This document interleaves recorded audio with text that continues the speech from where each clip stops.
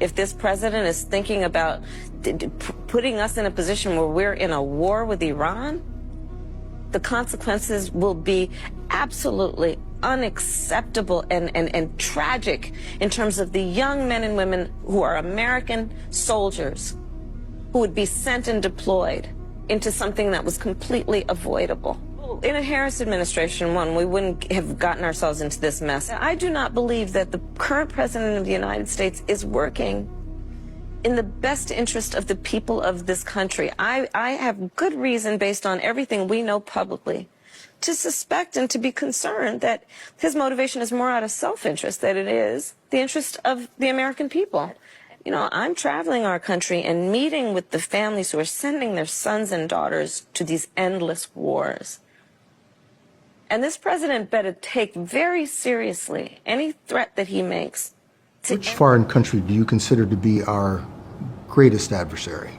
I think there's an obvious one in mind, which is Iran. Iran has American blood on their hands, okay?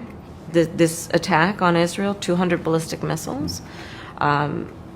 What we need to do to ensure that Iran never achieves the ability to be a nuclear power, that is one of my highest priorities. So if you have proof that Iran is building a nuclear weapon, would you take military action? I'm not going to talk about hypotheticals at this point. Kamala Harris warned the nation, clear as day.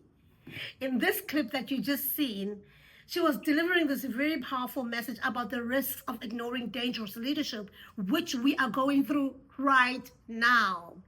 Fast forward 6 months later. Is it 6 months? Yes, it's 6 months. Trump's presidency is doing exactly what she warned us against. And the headlines confirm the fallout. Look at that shocking military strike on Iran. What is that about? Now, those who once cheered the loudest are falling silent. MAGA supporters are waking up, finally. And regret is sinking in. Let it sink in, because they voted for what's happening right now. So in the next clip, you're gonna see them crying foul, saying, "Oh, we're now changing our minds." Too late. Too late. 6 months later. Iran has warned that it would be very dangerous if the United States were to get involved in the war with Israel. Well, in Iran, there were reports that the Isfahan nuclear facility, that's one of the country's largest, had been targeted. And a building in the Iranian city of Qom was also reportedly attacked, with Iranian media saying a 16-year-old boy had been killed. Iran's foreign minister said that it would be dangerous for everybody if the United States were to start striking his country. A few moments later.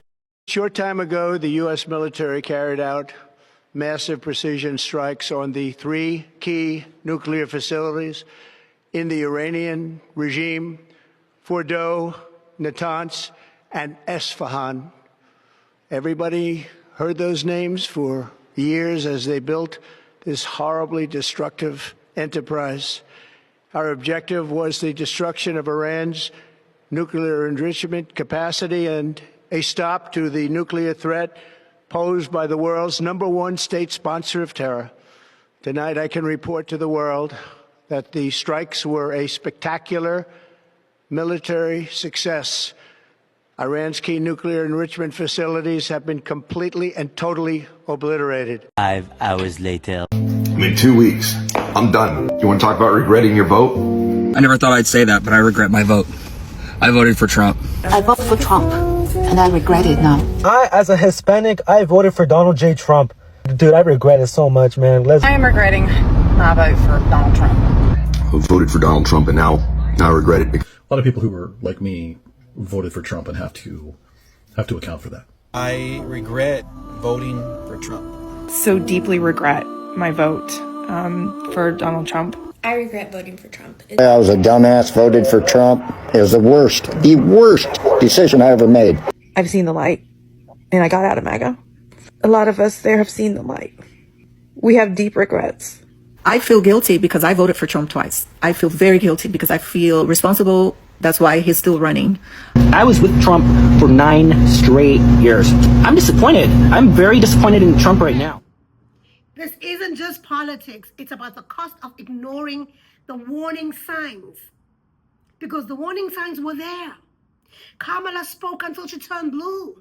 The Democrats warned you that it's not about just voting this man back in, but it's really about voting for the right policies. Right now, families are being torn apart. Right now, people are being deported without due diligence. Right now, we have breaking news every single day. Woo! America, I never knew it was going to be this exciting. But stay tuned. Thank you for tuning in, and we'll see you in the next video. Take care. Bye.